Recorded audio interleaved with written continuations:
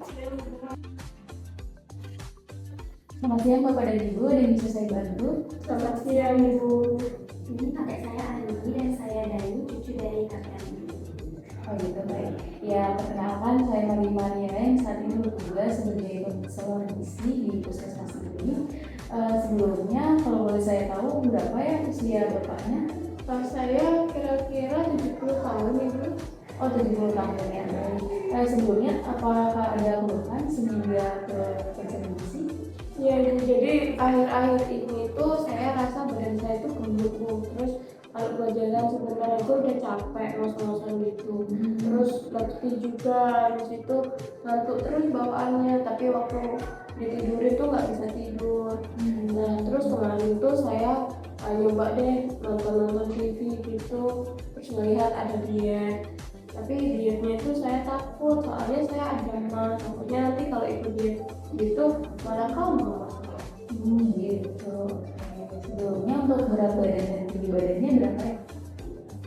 Tadi kakek saya udah diskusi, katanya itu berat badannya 46 kg dan tinggi badannya 165 cm.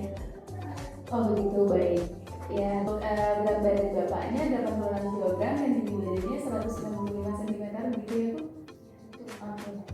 Nah, karena di sini Bapak mengalami mah tetapi mau menurunkan berat badan, jadi saya akan jelaskan pelan-pelan supaya bisa dipahami.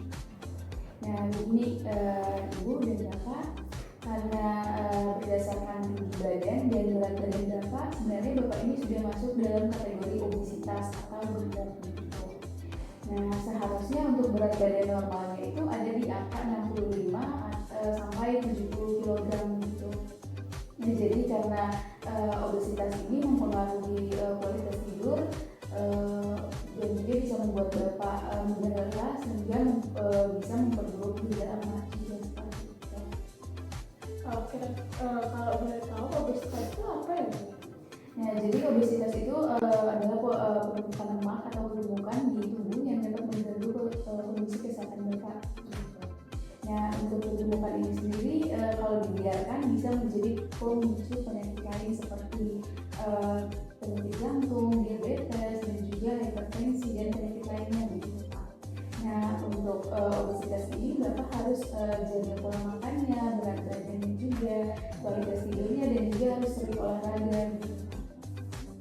Kalau seperti itu bagaimana ya solusinya untuk kakek saya ini biar berat badannya turun tapi tidak membuat penyakit mahnya kambuh?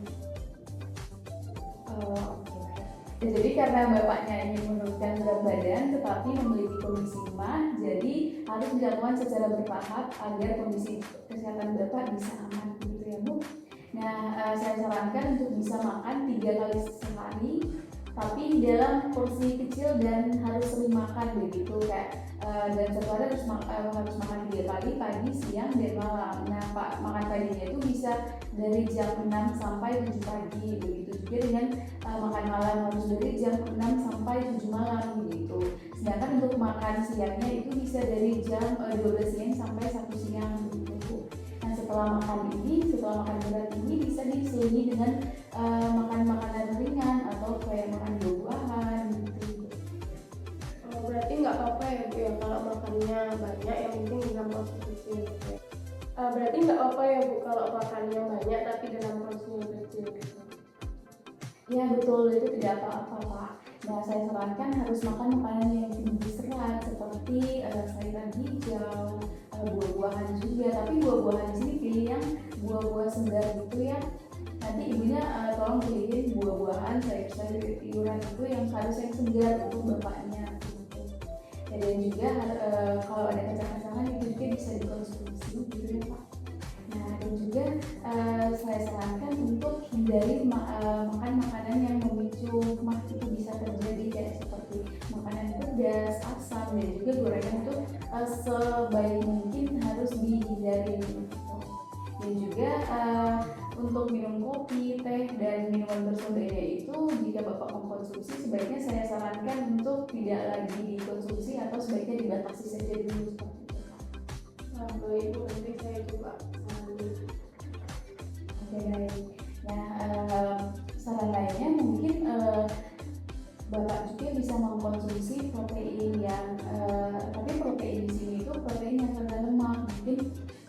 beli ikan atau ayam di sini tapi yang ayam tanpa kulit, dan juga tahu tempe di depan. Dan juga bapak ini di rumah harus sering minum air, dalam satu hari harus 8 gelas ya Bu.